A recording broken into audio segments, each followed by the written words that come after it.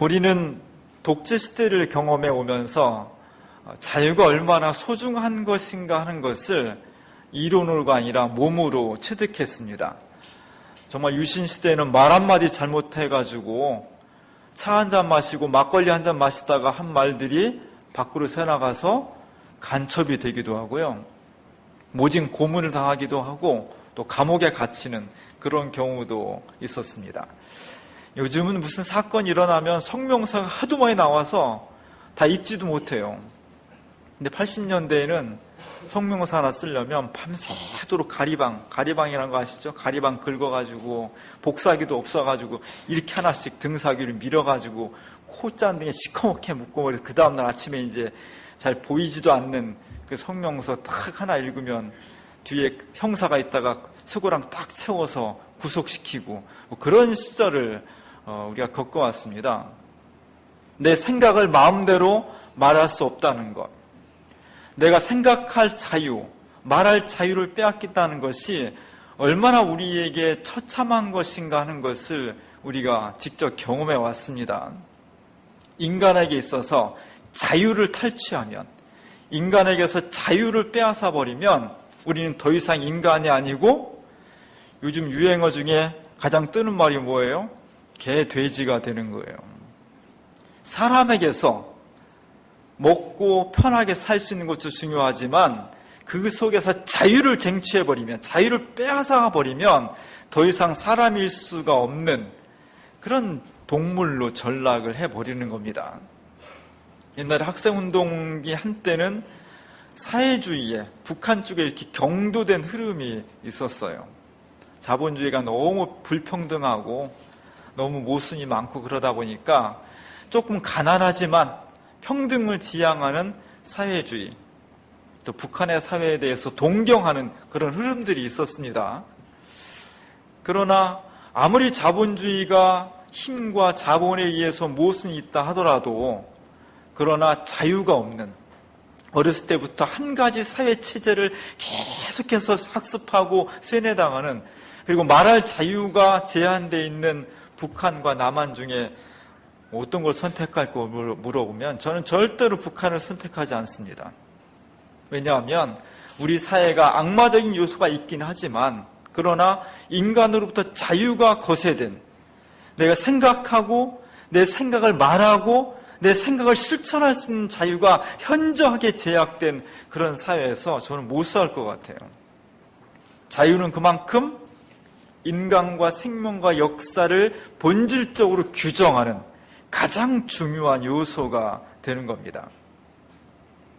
이런 상황 속에서 오늘 사도 바울은 놀라운 선언을 하고 있어요. 사도 바울도 자유가 얼마나 소중하고 인간을 인간답게 하는 것인지를 뼈저리게 알고 있는 사람임에도 불구하고 오늘 말씀에서는 내가 자유를 반납하겠다는 거예요. 내가 모든 사람에게 자유롭지만 나는 모든 사람의 종이 되려고 합니다. 사도 바울이 자유의 중요성을 알지 못해서가 아니라, 또는 그냥 한번 해보는 소리가 아니라 정말 그 사람은 무언가를 위해서 내 자유를 반납하겠다는 그런 결단을 했다는 겁니다. 우리는 거꾸로 자유 아니면 죽음을 달라 이렇게 외치고 있는데, 지금 사도 바울은 내게 주어진 자유를 반납하겠습니다. 나는 다른 사람들이 그토록 싫어하는 종이 되겠습니다. 사실 이게 되게 어렵습니다. 저희 목회자들도 어디 가면은 굉장히 겸손한 것 같지만 가보면 다 높은 자리 차지하려고 눈을 크게 뜨는 경우가 되게 많아요. 행사 때 가보면 누가 어느 위치에, 어느 중간에 누가 앉고 누가 가생이 앉느냐 이거 가지고 신경전을 벌인 경우가 굉장히 많이 있습니다. 모든 사람들이 남들로부터 접대를 받고 싶어 하지, 내가 상정이 돼서 종을 부리고 싶어 하지 종이 되려고 하는 사람 하나도 없어요. 근데 오늘 사도 바울은 내가 종이 되겠다는 거예요. 다른 사람은 다 종을 부리고 싶어 하는데 나는 종이 되겠다는 겁니다. 스스로 자유를 반납하고 내가 모든 사람을 섬기는 종이 되겠습니다. 왜 그랬을까? 그냥 겸손의 미덕으로 한마디 한번 해본 걸까? 오늘 말씀에 보면 사도 바울은 명확한 목적이 있었어요.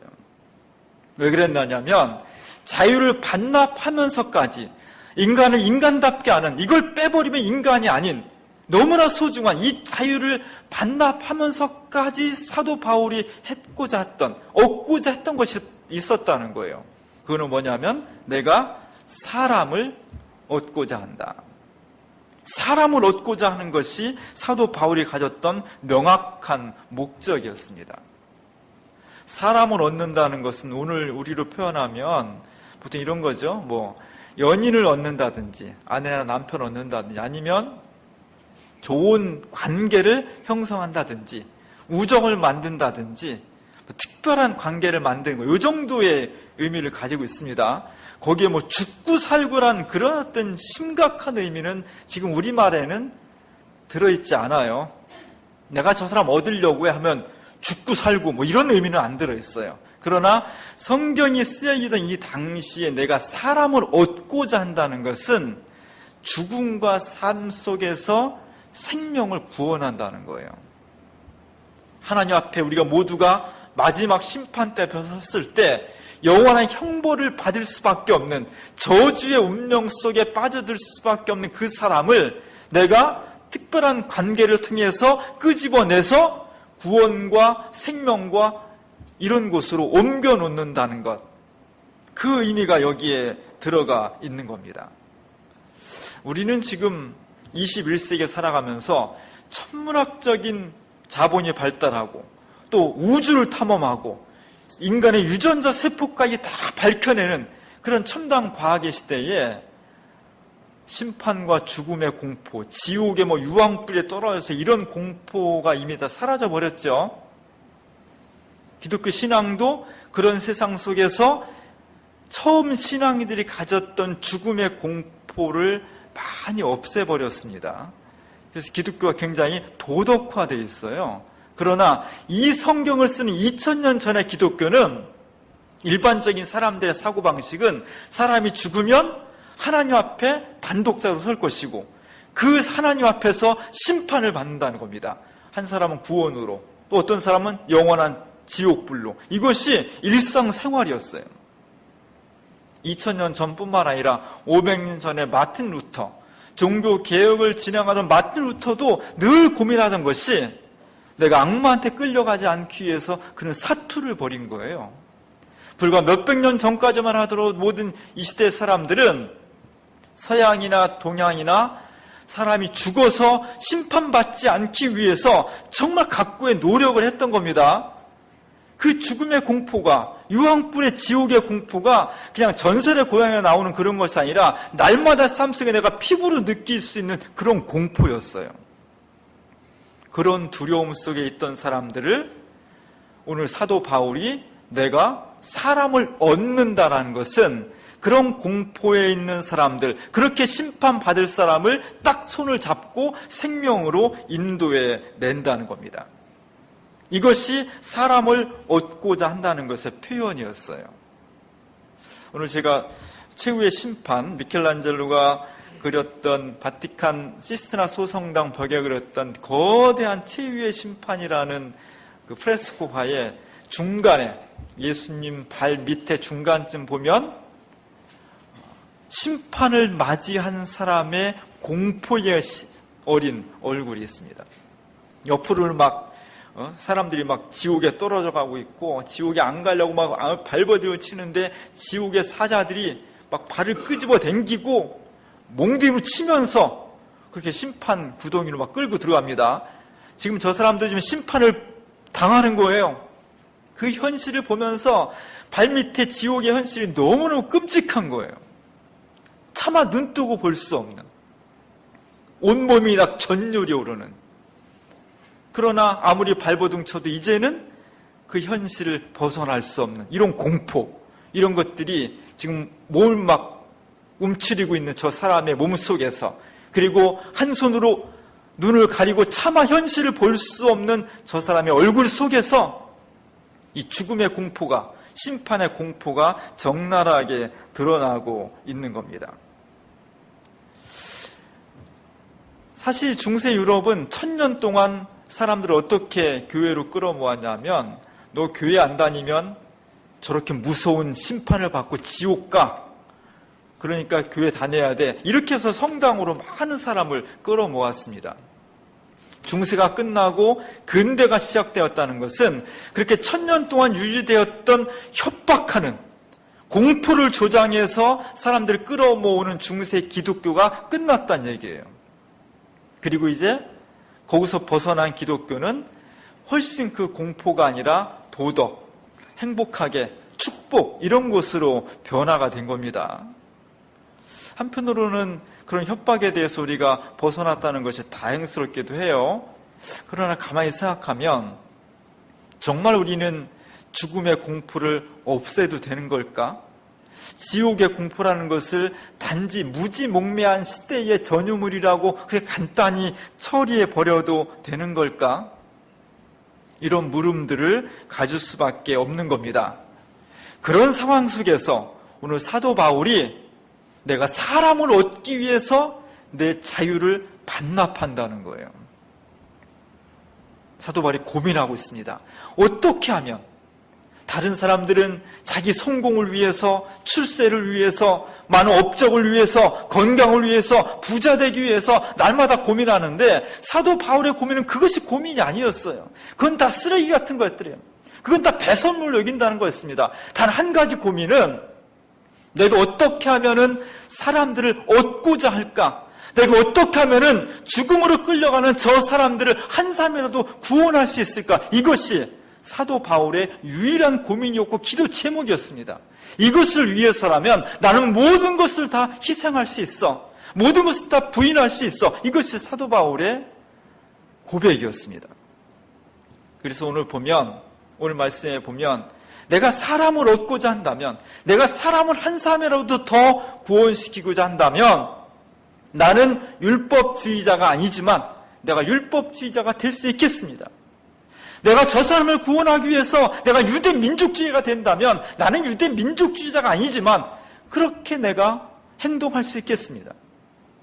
내가 정말 연약한 사람이 아니지만 내가 연약한 사람들과 소통하기 위해서라면, 그들에게 복음을 전할 수 있다면 나는 마치 부족한 사람처럼, 무지한 사람처럼, 모자란 사람처럼 그렇게 취급을 당하고 그렇게 대화해도 아무 불평이 없겠습니다.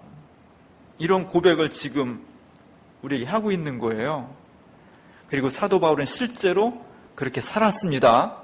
그는 엘리트였고 건강한 사람이었고 로마 시민권을 가지고 있었고 그 시대의 상류층이었습니다. 그러나 그 모든 것을 다 버렸어요. 자유도 버렸고 학문도 버렸고 가문도 버렸고 출세도 다 버렸습니다. 딱 한 가지 이유 때문에 내가 내 자유를 반납하면서까지 사람들을 구원시키고자 하는 그 뜨거운 복음에 대한 열정, 사명감, 구원의 확신, 구원의 능력, 이것 때문에 자신의 모든 것을 버린 거예요. 오늘 우리가 예수를 믿게 된 것은 사실 예수 복음이 우리랑 전혀 다른 2000년 전에 이스라엘이라는 작은 땅에서 시간과 공간이 전혀 반대편에 있는 곳에서 발생한 신앙인데, 오늘 여기에게 우리가 그 신앙을 듣고 그 신앙을 믿고 오늘 구원의 백성이 될 수 있었던 것은 바로 사도 바울의 이러한 신앙 고백을 끊임없이 이어갔던 사람들의 헌신, 그분들의 결단, 그분들의 자유의 반납, 그분들의 종의됨, 이런 것들의 성과예요. 그런 면에서 우리는 복음의 빚진 사람들이라고 고백할 수밖에 없는 겁니다. 지금부터 130여 년 전에 1885년에 이 땅에 선교사들이 처음 구한말에 들어왔습니다. 누가 들어왔어요? 잘 기억이 안 나죠? 언도우드와 아펜셀러라는 두 사람이 들어왔어요. 1885년에. 저 사람들 나이가요 26살, 27살. 언도우드가 26살, 아펜셀러가 27살이에요. 장로교 감리교 선교사. 우리 교인 중에 26, 27살이 누가 있나? 너무 젊은 거예요. 신학교 졸업하고 바로 온 거예요. 저 젊은 청년의 마음속에는 내가 앞으로 인생을 어떻게 살까?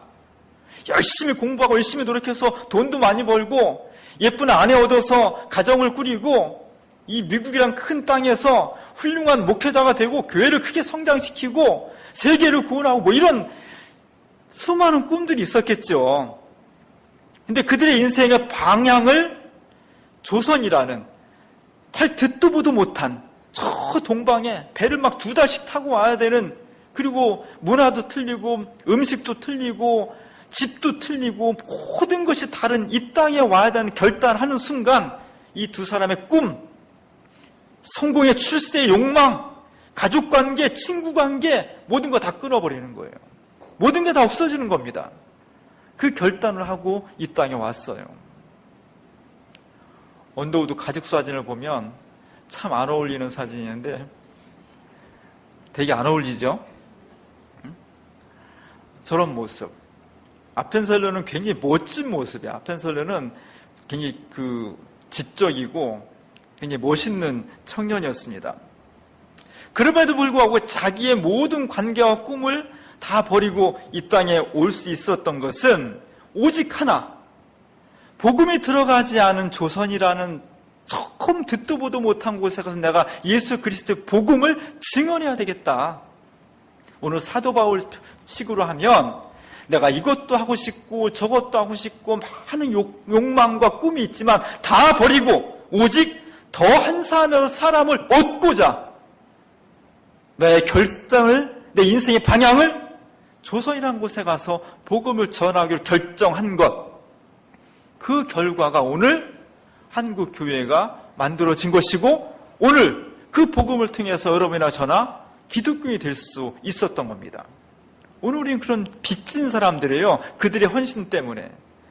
얼마나 어려웠겠어요. 밥 먹는 거 틀리고 화장실 가는 거 틀리고 자는 거 틀리고 외롭고 질병 있고, 그럼에도 불구하고 그것을 결단한 겁니다. 그들의 열정적인 복음 전도의 전통이 있었기 때문에 한국 교회는 사실 굉장히 열심히 전도하는 교회였어요.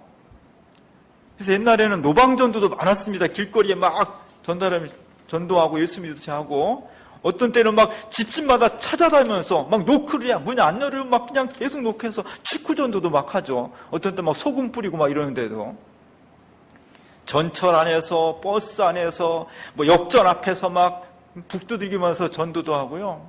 어떤 때 막 확성기로 막 차 타고 다니는 전도도 하고 뭐 굉장히 그런 게 많았습니다. 너무 일방적으로, 너무 무례하게 상대편을 고려하지 않고 강압적으로 이렇게 해서 좀 비판을 받긴 했지만 그런 어떤 복음에 전도해야 되겠다는 열정이 한국교회에 있었던 거죠. 전도하는 것도 그냥 전도합시다 그러지 않았어요. 전도 폭발. 요즘같이 테러리스트가 많은 세상에서는 잘못하면 테러리즘으로 오해받을 수 있어요. 뭐 폭발하면 어떻게. 그 다음에 전도하는 거 그냥 살살 전도하는 게 아니라 전도 특공대, 특전사 훈련 받아야 돼. 이렇게 막 전투적이고 공격적인. 근래에는 또 어때요? 무슨 전도가 나왔어요? 한 번 물면 안 놔. 진돗개 전도라. 뭐 이런 다양한 이름을 붙여가면서 어쨌든 하나님께서 맡겨진 사명이 전도를 열심히 해가지고 사람을 많이 구원을 하자, 사람을 얻고자 하는 것이 교회의 목적이 그리스도인의 목적이다. 이렇게 여러 가지 방법을 했던 거예요. 근데 이제 지금은 한국교회 전도가 완전히 침체됐습니다. 전도해도 듣지도 않고요. 우리가 전도하는 방법이 먹히지도 않아요. 그만큼 한국교회가 전도하는 방식이 뭔가 문제가 있었고 사회적인 도덕성과 사회적인 책임을 다하지 않은 채 무조건 예수 믿으라고 교회에 끌고 오는 것이 한계에 도달했다는 거죠. 이유가 어떻든지 간에 한국교회는 선교사들로부터 전도의 뜨거운 열정과 헌신을 유산으로 받았음에도 불구하고 지금 21세기에 들어와 한국교회는 전도의 침체기를 경험하고 있다. 이유가 어떻든지 간에 이것은 큰 문제가 되고 있는 겁니다. 특별히 전도를 안 하면서 그냥 못하면 죄송합니다 해야 되는데 전도 안 하면서 이렇게 말하는 교인들이 늘어나고 있어요. 우리 교회는 오는 사람 안 맞고 가는 사람 안 붙잡습니다. 무지하게 아싸래요. 쿨해 아주 그냥. 왜 교회 꼭 나와라. 그만 떠나려고 막 떠나지 마. 막 지지부진하게 이렇게 안 하고 올 테면 오고 갈 테면 가라. 아싸래 그냥. 이건 전혀 자랑할 게 아닙니다. 이건 부끄러워해야 돼. 예수님 만약 그랬다면 우리는 예수 못 믿었을 거예요. 계속 그냥 교회 오라 그러고 이렇게 저렇게 막 그냥 사탕도 주고 커피도 주고 막 거기 넘어가고 라면 딱 먹으러 가고 뭐 이러면서 하나씩 저 교회로 온 거예요. 복음 전도는 너무 고상해도 안 되는 거예요. 정말 한 가지 목적. 내가 저 사람을 구원하기 위해서, 정말 저 사람을 얻기 위해서 내가 낮은 데도 처하고 내 체면도 깎이고 내가 손해도 보고 뭐 이러면서 복음을 전하는 것이 기독교의 전통인 겁니다. 그런 거에 비하면 사실 선교사들의 초기 한국교회의 복음 전통의 그 뜨거운 열정을 어디가 지금 이어가고 있냐? 아이러니컬하게도 이단들이 이어가고 있어요. 현대 한국교회의 가장 치명적인 이단 중에 하나가 신천지예요. 신천지는 왜 악하냐면 공동체를 붕괴시키기 때문이에요. 80년대 독재 정권이 정말 악했어요. 악한 걸 많이 했는데 정말 악한 것 중에 하나는 학생운동이나 노동운동가들 속에 뿌락지를 심는 거예요. 막 열심히 선동해. 누구보다도 열정적으로 일해. 나중에 보니까 그 사람이 다 경찰 뿌락지였어요. 그렇게 한번 경험하고 나면 내 옆에 친구도 못 믿는 거예요. 잘못하면 운동권 전체가 다 무너지니까. 열심히 하는 사람일수록, 성실한 사람일수록 저는 뿌락지 아닐까 이렇게 의심을 해야 돼. 그러자면 조직이 무너져요. 공동체가 될 수 없는 겁니다. 교회 공동체에 신천지가 그런 뿌락지를 심는 거예요. 그래서 옛날에는 새로 교회 오면 너무나 좋았어. 막 어서 오시라 그러고 열심히 하면 너무 감사하고, 지금은요 새로 들어온 사람을 한쪽으로 환영하면서 한쪽 눈으로 어떻게 해야 돼? 저 사람 신천지 아닌가? 이렇게 봐야 돼요. 열심히 하는 사람일수록 저 사람 신천지 아닐까? 이렇게 의심의 눈치로 봐야 돼. 교회는 믿음의 공동체인데, 신뢰의 공동체인데 그 신뢰를, 믿음을 근본적으로 깨트려버리는 거예요. 이게 악이에요. 그런데 이 신천지 사람들이 얼마나 전도를 열심히 하는지 몰라요. 치밀하게 준비를 합니다. 한 사람을 포섭하기 위해서 3사람, 4사람이 작전을 짜는 거예요. 특별히 성경 공부 열심히 하는. 성경 공부 열심히 해야 되는데, 성경은요 수학책이 아니에요. 성경은 여러분들이 어떤 신학적인 입장으로, 어떤 해석적인 틀을 가지고 성경을 보느냐에 따라서 사람을 살리는 책이 될 수 있고 사람을 죽이자는 결론이 나올 수도 있어요. 그래서 성경 공부는 정말 잘해야 돼. 웬만하면 여러분이 다니는 교회에서 성경 공부를 해야 돼요. 거의 99% 이상 다른 곳에서 성경 공부는 안 하는 게 좋습니다. 특별히 성경 공부 교재 없이 한 장씩 이렇게 나눠져 유인물로 하는 건 거의 100% 신천지라고 보면 돼요. 거기 한번 끌려 들어가면 나도 모르게 그렇게 세뇌가 되는 거예요. 무서운 겁니다. 저 집단은 한 사람을 포섭하기 위해서 3사람, 4사람이 동원돼서 그 사람의 성향을 분석하고, 동선을 분석하고, 가정 환경을 분석하고, 친구 관계를 분석해서 아주 우연히 만난 것처럼, 길에서 우연히 만나고 행사장에서 우연히 만나고, 그렇게 막 서너 사람이 나중에 보면 다 그게 치밀하게 계획된 그런 접근으로 넘어가는 거예요. 어찌 보면 하나님께서 이런 이단들을 통해서 전도와 복음의 열정이 사그러져 버린 한국 교회에 경종을 울리는 것이 아닌가 하는 생각을 하게 돼요. 우리가 다시 한번 이단보다 더 뜨거운 열정으로 그리스도의 복음을 증거하는, 오늘 사도 바울처럼 사람을 얻고자 내 자유까지도 반납하는 그런 결단과 열정이 우리 가운데 있어야 되겠습니다. 어떻게 전도할까? 그래서 더워서 밤에 잘 못 주무시죠? 그럼에도 불구하고 교회에 오신 건 잘하신 거예요. 어떤 사람이 밥을 먹는데 식단이 2가지가 있어요. 하나는 너무너무 소중한, 농약 하나도 안 치고 비료 요만큼도 안 먹이고 좋은 녹차물에다가 그냥 한약 달여가지고 익히 준 그런 음식, 그런 재료로 만든 음식은 양이 조금밖에 못 주죠. 많이 줄 수가 없어요. 그 가격이 비싸요. 그리고 또 한편 식단은 뭐 농약하고 비료를 범벅이로 한 건 아니지만, 안 준 건 아니지만 또 범벅이 한 것도 아닌, 그냥 어느 정도 것. 그런 거는 가격도 덜 비싸고 풍성하죠. 여러분 같은 어느 식단을 먹겠어요? 물론 고상하신 여러분들 소수는 조금 먹어도 건강에 좋은 걸 먹겠지만, 대부분의 많은 사람은 아주 나쁘지 않는 이상 배불리 먹는 데 가는 거예요.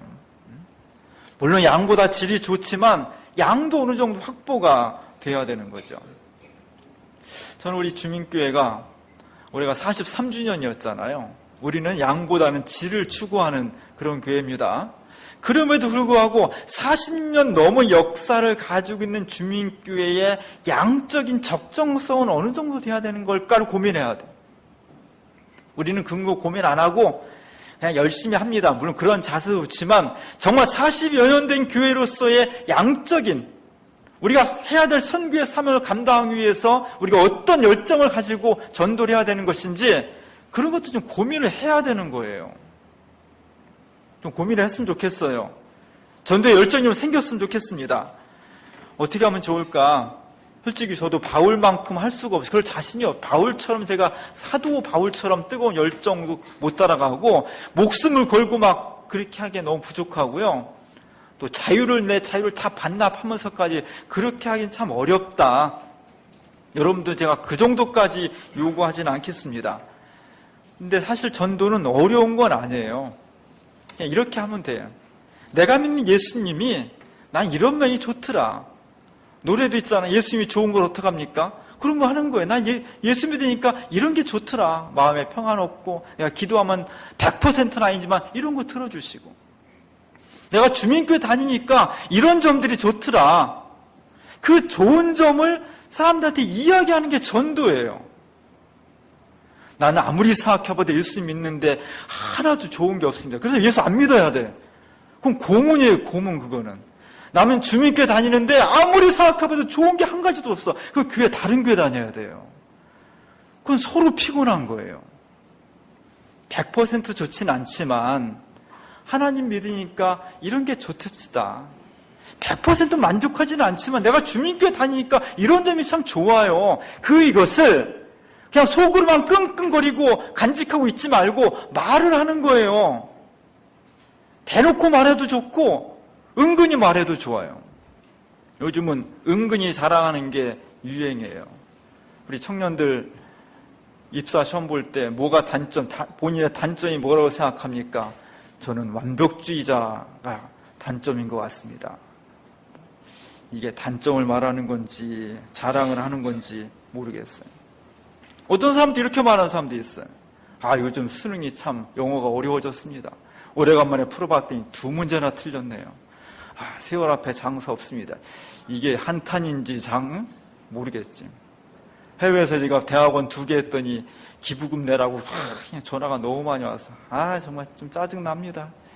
왜 박사학위는 2개 받아가지고 속을 썩이니, 이런 말들이 이게 자랑이 속상하다는 건지. 여성들은 이런 경우도 있어요. 우리 애가 지방대 갔다 이거야. 카이스트 갔어. 남들처럼 그냥 쉽게 서울대 그냥 갔으면 돈도 덜 들고 그럴 텐데. 속상해. 어떤 아줌마는 제가 좀 너무 피부가 너무 하얘가지고 팔다리가 너무 가늘어서 저보고 좀비래요. 속상해요. 우리 교인들은 그렇지 않겠지만 우리 교인 아닌 사람들은 저런 거 보면 뭐라고 속으로? 저게 뒤지고 싶나 그런 욕이 나오잖아요. 어쨌든 내가 예수를 믿고 주민교회를 다니고 하는 것이 100% 만족하지는 않지만 난 이런 게 정말 좋아요. 이런 게 정말 행복해요. 다니니까 보람이 있어요. 이런 것들을 기회를 얻든지 못 얻든지 많이 이야기하라는 거예요. 직접 대놓고 얘기하려면 저렇게 애둘러서라도 말하라는 거예요. 그럼 하나님께서 우리의 고백과 자랑을 통해서 전도의 문을 열어주신다는 겁니다. 오늘 사도 바울은 많은 고민을 했어요. 부자 되기 위해서, 행복하기 위해서 그런 고민이 아니라 내가 어떻게 하면 한 사람이라도 더 사람을 얻을 수 있을까? 정말 구원받는 사람을 어떻게 얻을 수 있을까? 그걸 가지고 밤새도록 고민한 거예요. 그러면서 하는 결단은 내가 하나님 믿는, 예수 믿는 사람을 만들기 위해서라면 내게 있어서 이걸 빼앗으면 내가 인간이 아닌 자유까지도 반납하겠습니다. 그런 결단, 그런 열정, 그런 헌신이 있었기 때문에 사도 바울을 통해서 복음이 유대 땅에만 머무르지 않고 그리스와 로마를 통해서 전 세계로 확산될 수 있었고 그 혜택을 우리가 본 거예요. 우리는 바울처럼 하진 못하지만 내게 주어진 환경 속에서 나도 사람을 좀 얻고자 애를 썼으면 좋겠다. 평생 교회 다니고 예수 믿으면서 단 한 사람도 전도하지 못한 것을 부끄러게 일 줄 아는 1년을 돌아봤을 때 내가 몇 명을 정말 전도했는지 한번 돌아보면서 하나님 앞에 예수님 정말 죄송합니다 할 수 있는 제가 열심히 전도하겠습니다. 뭐 그런 결단이 좀 있어야 되는 거 아니겠어요? 오늘 사도 바울은 그런 삶을 살았습니다. 사람을 얻고자 자유를 반납한 이 사도 바울의 복음에 대한 열정과 헌신이 오늘 우리 주민교회들 속에서 다시 불같이 일어나서 복음이 침체해져 버린 한국교회의 새로운 복음의 능력을 활활 타오를 수 있는 우리 모두가 될 수 있기를 주님의 이름으로 간절히 축원합니다.